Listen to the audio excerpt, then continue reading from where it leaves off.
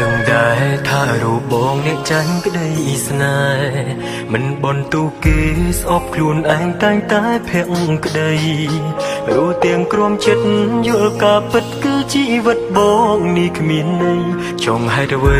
ក៏រូបស្រីសុំស្រឡាញ់បងអូនបានប្រាប់បងថាស្នេហ៍ស្នងអាណិតបងណាស់ចង់ឲ្យបងផ្លាំងភ្លេចនាងចាំមកស្នេហ៍នោះល្អអូនធ្វើគ្រប់យ៉ាងឲ្យបងជឿលើទង្វើល្អអូនតែម្ដងឯក្រោយខ្នងគឺនួនល្អមានគេទៅហើយជឿពេកទៅទឹកភ្នែកហូរទ្រង់ទូនថ្មចង់សួរមេឃដីខ្ញុំខំអ្វីទើបមកដឹងទីរូបខ្ញុំឥតស្បើ